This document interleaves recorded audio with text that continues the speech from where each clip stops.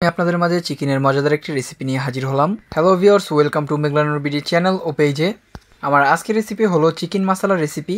রেসিপিটি নিশ্চয়ই আপনাদের ভালো লাগবে। রেসিপিটি তৈরির জন্য আমি চিকেন নিয়েছি 1 কেজি। প্রথমেই চিকেনের মধ্যে আদা বাটা দিয়ে নিচ্ছি 1 টেবিল চামচ ও রসুন বাটা দিয়ে নিচ্ছি 1 টেবিল চামচ, লবণ দিয়ে নিচ্ছি স্বাদ মতো, জিরার গুঁড়ো দিয়ে নিচ্ছি 1 চা চামচ পরিমাণ, ধনিয়া গুঁড়ো 1 চা চামচ পরিমাণ, সাদা গোলমরিচ গুঁড়ো দিয়ে নিচ্ছি 1/2 চা চামচ পরিমাণ, মরিচের গুঁড়ো দিয়ে নিচ্ছি 2 চা চামচ পরিমাণ, চাট মশলা দিয়ে নিচ্ছি 1/2 চা চামচ পরিমাণ, লেবুর রস দিয়ে নিচ্ছি চিকেনের মধ্যে 1 টেবিল চামচ পরিমাণ। এখন চিকেনের সাথে সবগুলো উপকরণ হাতের সাহায্যে খুব ভালো করে মাখিয়ে নিচ্ছি। চিকেনগুলো ম্যারিনেটের জন্য রেখে দিচ্ছি 30 মিনিটের জন্য। এবার একটি কড়াইতে তেল দিয়ে নিচ্ছি 1 কাপ পরিমাণ। তেলটা গরম হলে এর মধ্যে আগে থেকে ম্যারিনেট করে রাখা চিকেনগুলো ভাজার জন্য একে একে দিয়ে নিচ্ছি। প্রথমেই চিকেনগুলো উচ্চ তাপে 4-5 মিনিট ভেজে নিব।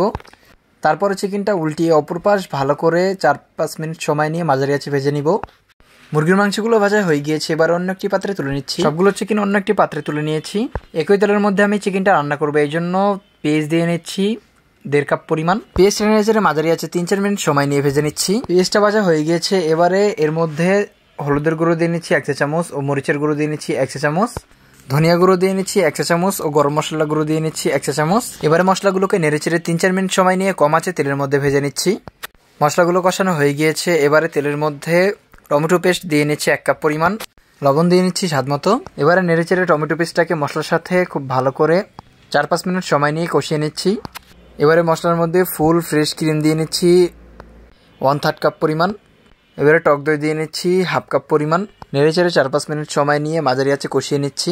মশলাটা কষানো হয়ে গিয়েছে, তেলটা উপরে ভেসে উঠেছে। এ পর্যায়ে এর মধ্যে মাংসের মশলা দিয়ে নিচ্ছি 1 চা চামচ পরিমাণ। এবারে 2 কাপ পরিমাণ গরম পানি দিয়ে নিচ্ছি।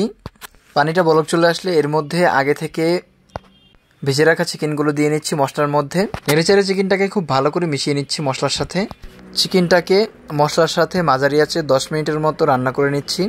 চিকেনটা রান্না হয়ে গিয়েছে, এবারে এর মধ্যে ধনিয়া পাতা কুচি দিয়ে নিচ্ছি স্বাদ মতো ও কাঁচামরিচ ফালি দিয়ে নিচ্ছি 6 পিস। তৈরি হয়ে গেল দারুণ স্বাদের মজাদার চিকেন মশলা রেসিপি। রেসিপিটি আপনাদের কেমন লেগেছে অবশ্যই কমেন্ট করে জানাতে ভুলবেন না। সবাই ভালো থাকবেন।